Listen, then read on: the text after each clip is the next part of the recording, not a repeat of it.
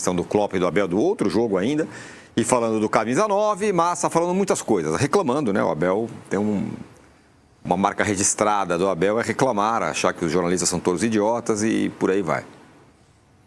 Isso aí não tem que pautar a imprensa, falar, vocês têm que falar disso, daquilo. Mas é muito bom ver o Abel assim, é maravilhoso. E aí vocês ficam falando disso e não prestam atenção no que realmente tem que prestar, né? Que é a absoluta inépcia, paquidermia do Anderson Barros, diretor de futebol, que tinha que estar pelo menos uma vez por mês ao lado dele para responder sobre o 9, o 7, o 14, o 30. Nação palmeirense, né? Paulo Mancini jantou os antes, né? Os rivais, como a gente diz assim, né? Quiseram aí lacrar com a entrevista, né, de Abel, né? Onde ele se expressou, vamos dizer que ele se expressou mal, mas a mídia levou por outro lado, né? Principalmente aqueles que gostam de fazer uma tempestade em copo d'água sobre ele, sobre Klopp, né?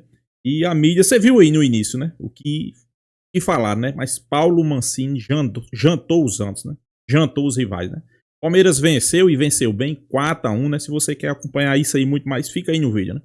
Venceu e venceu bem, venceu 4-1, Guarani, jogou bem, né? Se preparando agora para o clássico, né? Para o derby, né?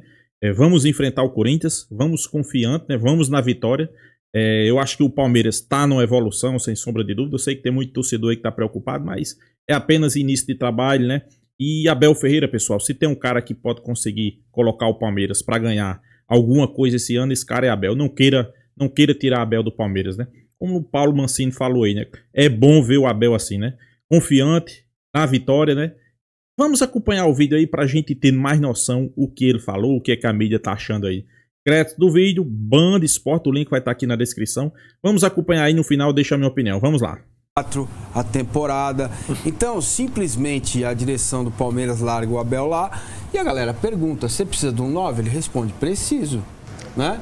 Então, ele morde e assopra o tempo todo, porque falar do jogo mesmo é pouco, se vocês prestarem atenção na entrevista coletiva.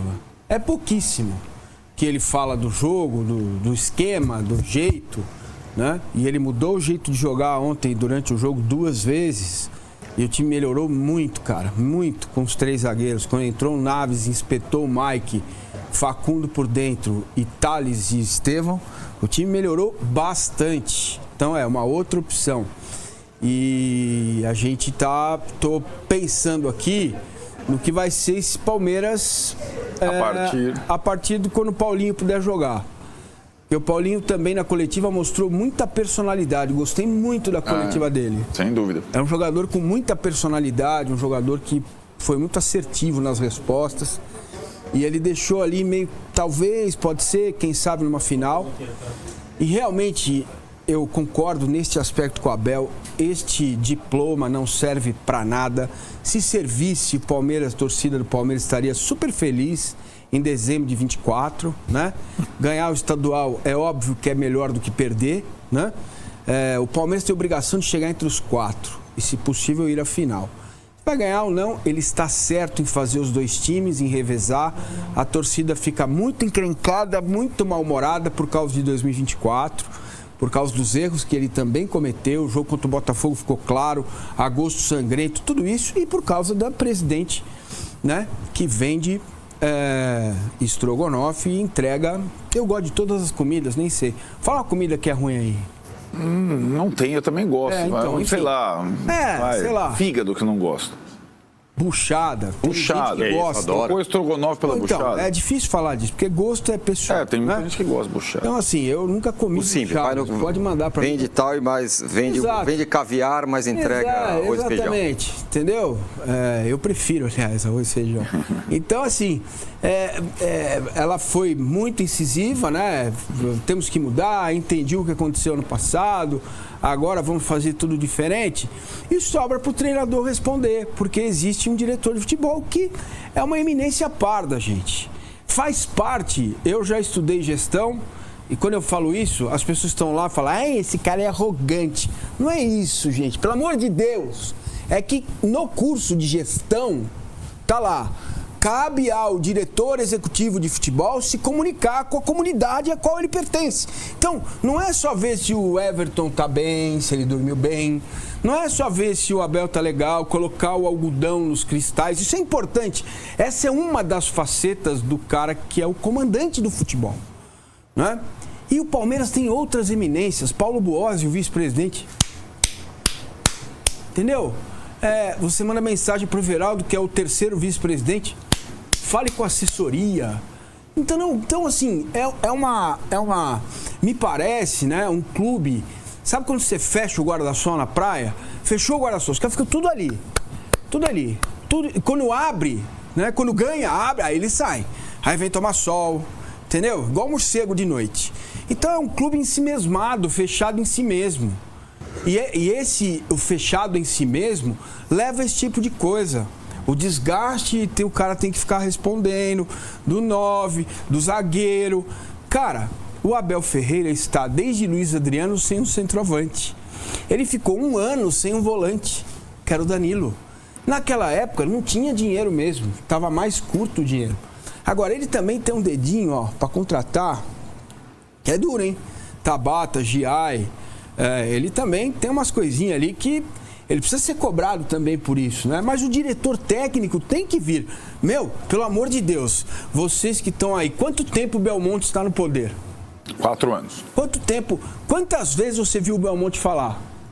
4.000 vezes. Quantas vezes o Barros deu entrevista, cara? Mesmo o Muricy, né? E mais do que isso, as entrevistas são pós-jogo com a cabeça quente. Porque como eles não falam mais durante a semana, jamais tem mais essa coletiva. Porque se o Barros fala na quinta-feira, o Abel, depois do jogo, ó, o Barros já falou sobre isso na quinta. Tava tudo resolvido, ele ia falar só do jogo. Sabe? Só que ninguém tem acesso mais aos caras. Você pega um pós-jogo, cabeça saindo fumaça, você tem que perguntar as coisas dele. Perguntaram pra ele. O Léo Boldaquia perguntou: você ainda tá com fome?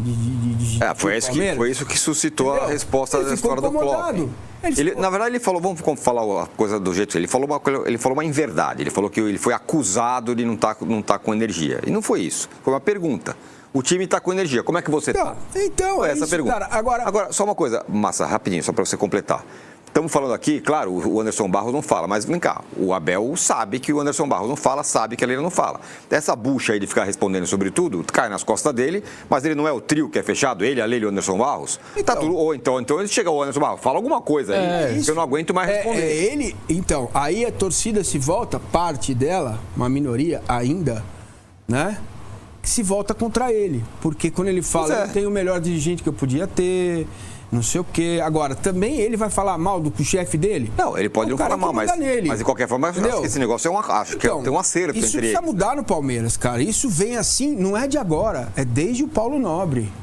O Maurício Gagliotti foi um pouco melhor. Tinha o Matos, que é outra personalidade, né? Falava bastante. Isso, tá, foto. Comunicava diferente. Exatamente. Tem que achar um meio termo. Não é possível um treinador ficar 100% do tempo em 5 anos diante de um diretor inepto para se comunicar. Entendeu? Ele precisa vir a público quando o Abel está presente, ao lado do Abel, tá? E dizer, e o 9, Abel? Aí o Barros, não, isso eu vou responder. É isso, a gente está aqui, estamos tentando. Fomos atrás, não deu certo. O que acontece às vezes com outros clubes também. Mas é óbvio, gente. Então isso vai gerando um desgaste, vai gerando uma incompreensão, vai gerando um monte de notícia falsa, entendeu? Eu roubei aqui. Caiu aqui. Então um monte de fake news. E isso vai retroalimentando uma torcida que está, de certa forma, de barriga cheia e com um monte de erro de 2024 que a gestão cometeu. Então percebam que é um volume, é como as ondas de Nazaré. É um volume, vai crescendo o volume da insatisfação, da coisa. E pouco se fala do jogo. Uhum. Foi um bom jogo no fim. Foi, a estratégia dele está correta, gente. Tem que usar 2, se tivesse 3 times. Ora, você, seja coerente. Você fica falando aí, Paulista tem que ser laboratório, tem que usar a base. Quando usa, você reclama. O time perdeu lá um jogo contra o Novo Horizontino, que estava ganhando 1-0. Torcida é assim, né? Pede uma coisa, quando o treinador faz, reclama. Se não fizer, reclama. Felizmente, o futebol brasileiro é assim. 0, deu uma... Mas então, e aí tomou a virada. A minha curiosidade, parecia isso sem ter acesso exatamente ao planejamento, ao dia a dia, aos treinos, que o revezamento, falado por ele na primeira coletiva, nós vamos revezar esse ano time A, time B, de um jeito diferente. O time do Estevão e o time do Gustavo Gomes. A partir do momento, mas ele não fala até quando, né? Nós vamos revezar no Campeonato Paulista. A partir dos resultados ruins, e a proximidade do derby, que tem jogos que são maiores que o campeonato, ele não é bobo? Ninguém é, né? Os impactos de São Paulo e Corinthians, São Paulo e Santos, Flamengo e Botafogo agora, o Flamengo campeão. Ele sabe que quinta-feira é um jogo, ainda mais na casa do Palmeiras, é um jogo muito acima do que é o diploma. É um jogo que pode dar tranquilidade ou inferno.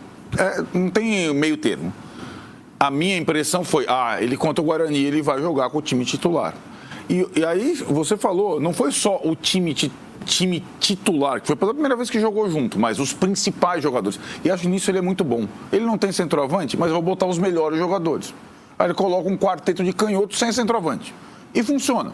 E ainda testa uma segunda possibilidade, a linha de 3. Então, eu acho que agora acabou o revezamento até o Corinthians. Depois ele pode continuar.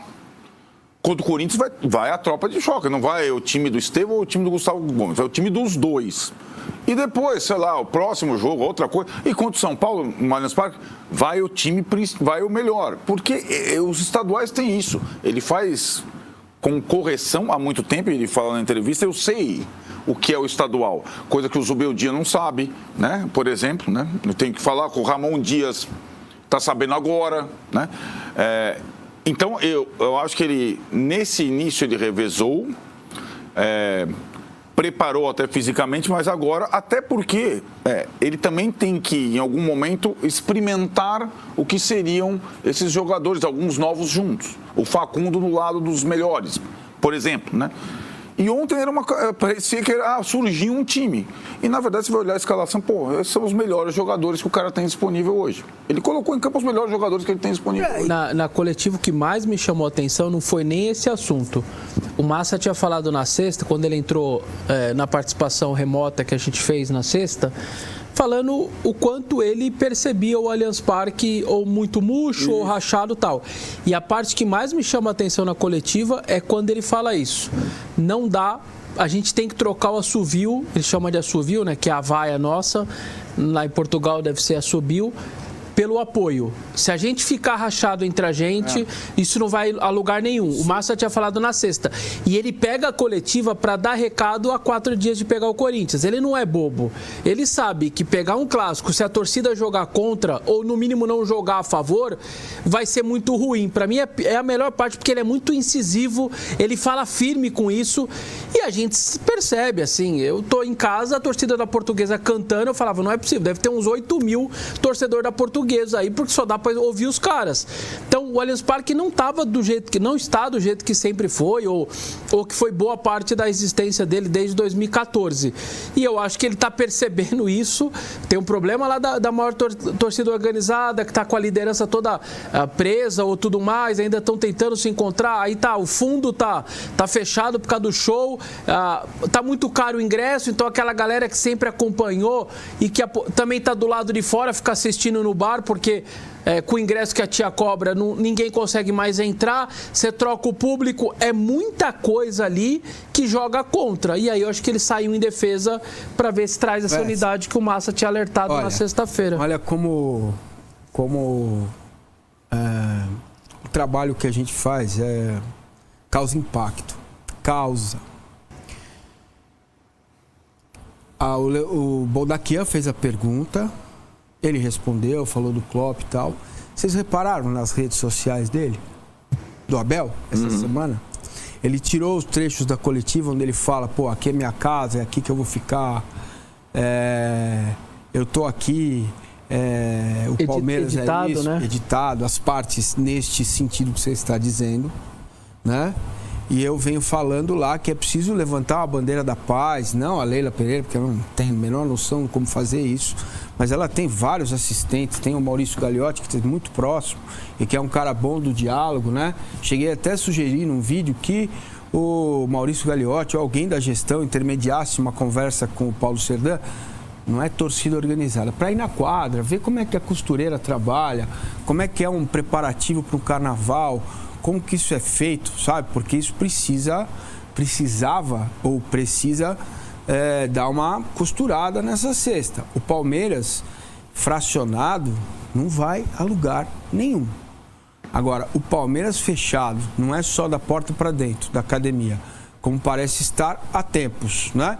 Mas fechado em torno de si, né? Com a torcida, o Allianz Parque fervendo, cara, é duro, não é fácil enfrentar o Palmeiras nessas condições, tá?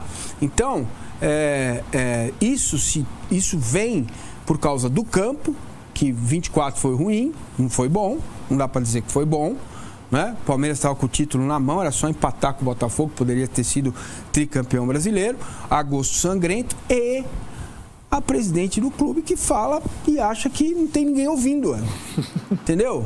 E essa coisa inepta, inacreditável, paquidérmica, que não consegue contratar um jogador bom, sabe? Um cara que você fala assim, esse cara chegou, pronto, se ele vai jogar ou não, a gente não sabe, se vai ganhar título, a gente não sabe, mas é inacreditável, tem 45 milhões de euros. E vai no Andrés. Ontem o Abel tirou o peso disso, né? Pela coletiva, ele tirou o peso desse negócio. É óbvio, estamos mas aqui, por estamos quê? jogando. Porque o Palmeiras foi atrás do Claudinho, por quê? Porque era o Paulinho que ia ser o 9. O Claudinho ia ser mais um, para formar um time com meias, para o Paulinho decidir. Ou o Paulinho Estevão, né? Já tinha desistido do 9. O 9 era o Vitor Roque. Quando eu vi lá que o Betis tem preferência, tem que esperar até o meio do ano, ninguém falou nada. Acabou a história do 9. Não tem nenhuma movimentação na academia. Quando vai chegar um jogador, o Palmeiras contrata um jogador, a gente sabe porque as samambaias estão lá, elas ligam pra gente, a grama sintética, ela fala, Arnaldo, sabia? Sim. Ela fala com a gente, entendeu? Agora, tá um marasmo, tá tudo quieto. Então, a história do 9 ficou por isso mesmo. Se fecha o Claudinho, ela ia vir a público, estão mais calmos, tirando sarro da torcida do Palmeiras. Não dá, é preciso estabelecer uma relação de ida e volta aí. Se continuar assim, é ruim para a instituição. Entendeu? Para a instituição é muito ruim. Então, algumas medidas precisam ser tomadas. O Anderson Barros aparecer, a presidente maneirar no que está falando, eleger um articulador para fazer as coisas andarem, né? E contratar um jogador ou dois que sejam realmente definitivos para esse time. Olha, a frase do ano é a seguinte, é do Gustavo Soler, nosso companheiro da Rádio Bandeirantes. O Palmeiras contrata um jogador e o jogador não vem. O Palmeiras vende o jogador não vai. É o Rony. É o caso do Rony, é boa.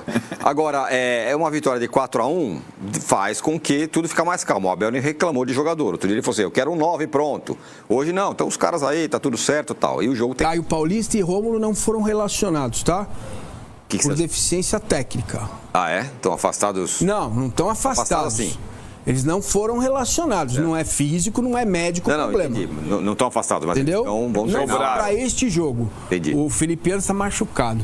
Ele fez 5 mil jogos na Europa e agora está machucado. Tudo que você falou agora, eu acho que ele não cita negócio de contratação, talvez para não colocar fervura mais no Anderson Barros, eu acho. E acho também pensando já no jogo de quinta. Quinta-feira. Não vai chegar agora e falar assim, realmente... Até quinta-feira é a bandeira da paz. Exatamente. Eu acho que também tem um negócio aí, né, Arnaldo? Eu acho que exato. A estratégia para a semana, eu acho que ela está bem, e a coletiva dele também tem esses cuidados.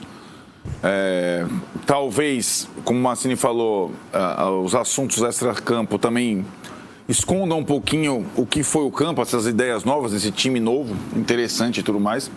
Mas acho que até quinta-feira é mobilização total. Insisto, é um jogo que é acima do campeonato. Porque essa coisa, o racha do Palmeiras, o estádio assoviando, o clamor por contratações, se o time ganha do Corinthians, tudo isso vai para baixo do tapete. E depois ele pode ressurgir mais à frente. Se o time perde do Corinthians em casa, é tudo, transborda tudo, que nem a cidade de São Paulo. Né? O jogo, o clássico, tem esse peso. E não é só o Palmeiras e Corinthians, os clássicos, sobretudo entre o trio de ferro, tem esse peso num campeonato. Nação palmeirense, eu concordo aí, né? O que foi discutido aí na mídia paulista discutindo, né? O clássico Palmeiras e Corinthians é um clássico à parte, né? Ninguém quer perder. E eu acho que se tem um cara que entende bem de clássico aí, é Abel Ferreira, né? Inclusive sobre o assunto Abel Ferreira, eu vou deixar a minha opinião aqui, né? A gente sabe que, não tô culpando aqui o cara que fez a pergunta, fez mais do que certo, tem que perguntar, né? Se ele ainda tem sede, fome por vitória, né? Só que a maneira que Abel respondeu, talvez ele tenha se expressado mal, né? A forma que ele se expressou, né? Que todo mundo, na semana, fizeram essas críticas em cima de Abel, ele se comparando a Klopp, né? Que eu acho que isso aí não teve nada a ver. Apenas ele citou o Klopp ali porque coincidiu dele estar no estádio, coincidiu dele estar naquela partida e ele citou ele, né? Mas a mídia levou por outro lado e na coletiva aí ele falou, né? O cara leva por outro lado. Agora, se ele já sabe isso, né? Ele tem que se preocupar e falar, pessoal.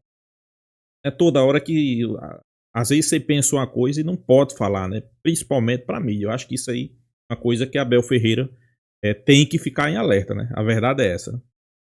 Sobre o jogo, foi um bom jogo. Jogou com os titulares, que é o que ele tem de melhor, né? Uma boa atuação. Eu acho que já é visando aí a preparação para o derby, né? Para o jogo contra o Corinthians. Que é um jogo decisivo. Quando eu digo decisivo, é um jogo que vale campeonato, né? A gente sabe aí que quando esses times se enfrentam, ninguém quer perder, né? Então o palmeirense não vai querer perder esse jogo, né? É um jogo para... se você ganhar, você dá um salto gigantesco ali na confiança, né? A gente sabe que é outro campeonato. Como eu digo, é um campeonato à parte. E Abel Ferreira, se tinha algum problema ali de torcida, né? Na coletiva dele aí, realmente eu concordo, ele tentou aliviar um pouco o clima, né? Pediu apoio, até porque precisa de apoio para um jogo decisivo, que é o clássico. E sobre reforços, eu acho que está faltando o diretor de futebol do Palmeiras aparecer mais, né? Tem algumas perguntas que é relacionada ao departamento de futebol e Abel tem que responder. Isso aí eu sou contra. Abel Ferreira responder, não... Eu fosse ele, quando fizesse uma pergunta que não caberia a ele, ele não respondesse, né? Ficasse calado, né? E olha que o que tem feito de pergunta a ele, né? O Palmeiras precisa do número 9? Com certeza, pessoal. Se especula Firmino, né? Se fala muito em Firmino, mas principalmente Vitor Roque, né? As informações que tem que talvez só no meio do ano ou no final do ano, né, estaria disposto a negociar Vitor Roque. Informações concreta não se sabe, né? Talvez o Palmeiras esteja negociando o número 9, né? Firmino ou Vitor Roque. Não adianta também a gente dizer aqui que o Palmeiras não precisa do número 9. Acho que desde o ano passado o Palmeiras precisa de um cara de referência, né? Pelas informações que a gente tem, Roberto Firmino não seria um jogador tão caro assim. Claro, teria que estar disposto, né, a abrir mão de parte de salário que ele ganha lá no Catar. E Vitor Roque é um jogador que quer voltar para o futebol brasileiro, né? Então, são duas oportunidades de mercado, né? Vitor Roque e Firmino. Se o Palmeiras vai trazer, a gente tem que aguardar, né? Só o tempo vai dizer, né, se essas negociações vão se concretizar, se vai à frente, ou não, né? Mas eu acho que o foco total, Abel Ferreira deixou bem claro aí, que é o jogo contra o Corinthians, né? Buscar uma vitória contra o Corinthians para se manter a boa fase, né? Porque não, é uma boa fase, né? O time estava precisando de uma boa atuação, teve essa boa atuação aí contra o Guarani, venceu e convenceu, alguns jogadores jogando bem, né? Rafael Veiga, outros jogadores individualmente jogaram muita bola, né? Como Estevão também jogou muita bola. Eu acho que tá no caminho certo, pessoal. Claro, precisa de uma peça, precisa de um ajuste, precisa de um reforço, mas não é nada que seja desesperador, né? A verdade é essa, né? Então é isso, pessoal. Se inscreva no canal, deixa seu like, compartilhe o vídeo e até a próxima, pessoal.